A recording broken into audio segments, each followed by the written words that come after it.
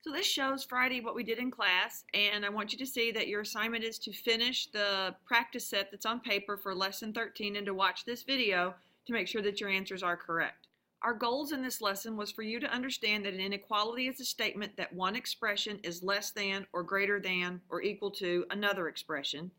We want you to be able to interpret a solution from an inequality as a number that makes that inequality true when substituted for the variable, and to be able to convert the arithmetic inequalities into a new inequality with variables, and to give a solution that the variable equals a number.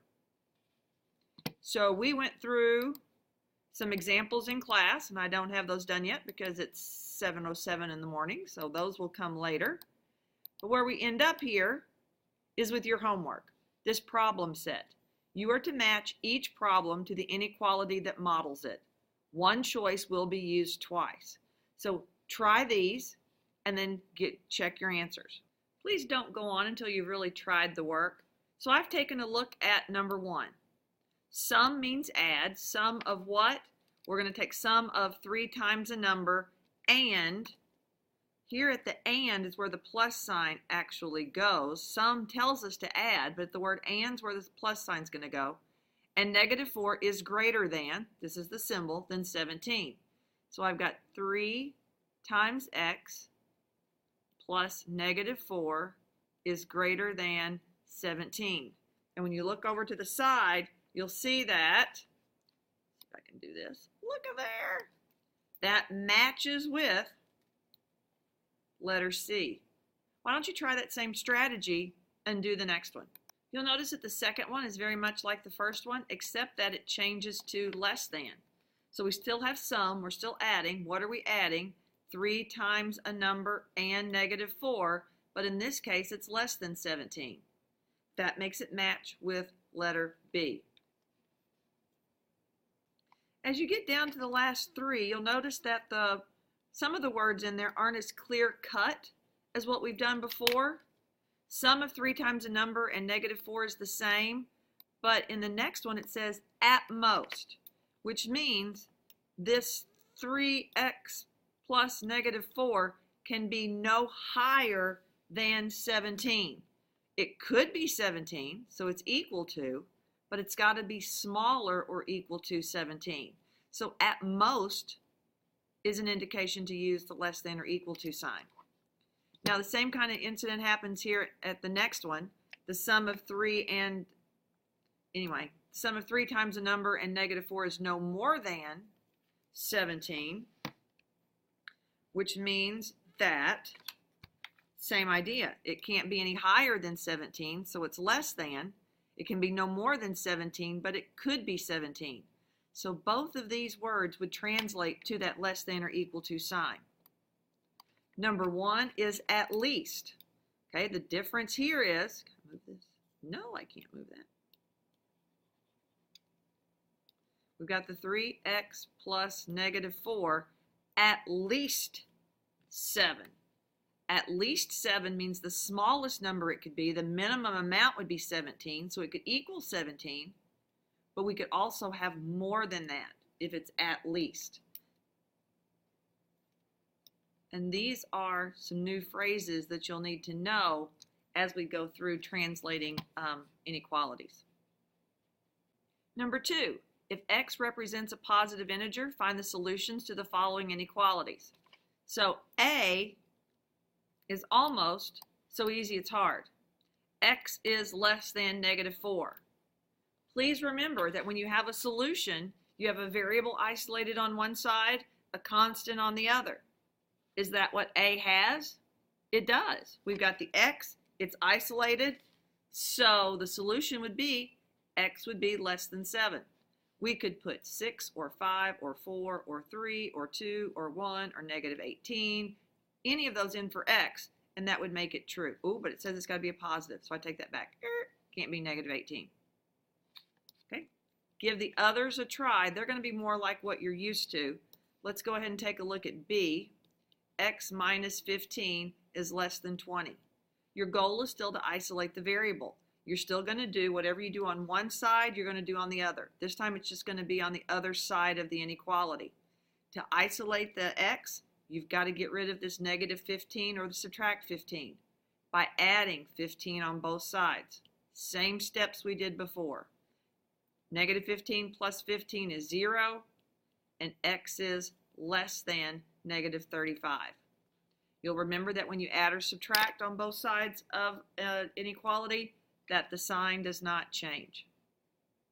C uses the same strategy. Make sure you're showing your work, and you should find that x is less than or equal to 12. D is a little bit different, with negative x is greater than 2. The best way, I think, for you to think about this one is to stop and think about what the variable is in front of, the coefficient is in front of this x. We've got that invisible 1. So we've got to get rid of that 1 by dividing by negative 1. You'll remember from our last lesson, if you divide by a negative number, the inequality symbol is not preserved, it is reversed. So we've got to turn this around to point the other direction. So x is less than 2. X is less than, whoa, negative 1. See, I did it too. I lost my negative. X is less than negative 2. Need to practice what I preach, don't I? There's your secret. Practice what you preach. All right. Moving on to the next. Please try them on your own. For E, x is less than 8. For F, x is less than negative 2. As we move on to G, we've got another one that's a little different than any that you've done so far. You'll remember we want to isolate the variable. We want to use the inverse operation. This bar means division. The inverse of division is to multiply. You would multiply by 3 on both sides.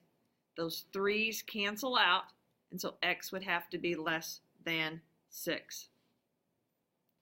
In order to solve h, you're still going to multiply because we're undoing division, but this time you're multiplying by a negative 3 because that's what the denominator is. When you multiply by negative 3, that means your symbol has to be reversed, and so x is less than negative 6. I solves like a two-step equation. You should see our couple here with the x with the constant and the nosy friend with the 3. You need to subtract the 3 on both sides. Bring down the negative sign with the x over 4. Inverse of dividing by 4 is to multiply by 4 on both sides. Now we end up with negative x. That's a negative 1x. So you would divide by negative 1. Anytime you divide by a negative number, you have to reverse the symbol. So x equals 4. In this next section, you have to remember that x represents a positive integer. We're only dealing with positives. You have 3 choices here. Is the statement always true, sometimes true, or false? So let's take a look at the first side. A, B, C, and D, or at least their sides on mine. A is always true. It doesn't matter what positive integer I put here, I'm going to get something that's greater than 0. Even if it's the fraction 1 over 10, that's still greater than 0 as long as it's positive.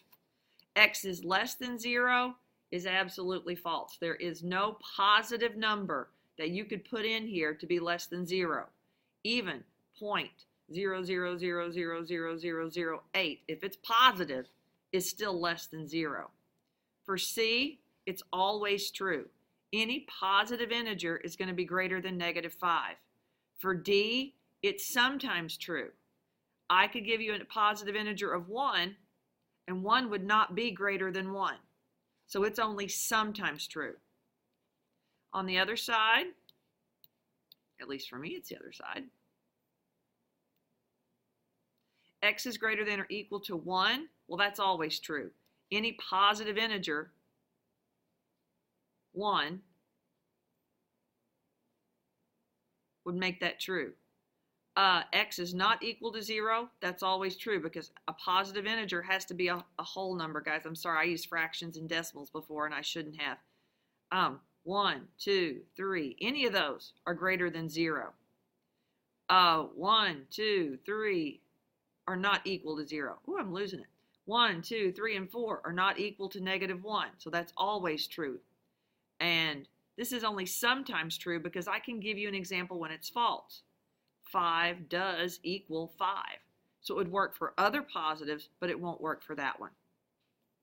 On to number 4. Twice the smaller of two consecutive integers increased by the larger integer is at least 25. So we've been doing some work with these consecutive integers in Bell work. So you know the first thing you need to do is figure out what these are going to be, what your variables are going to represent. So let's let x be the small one.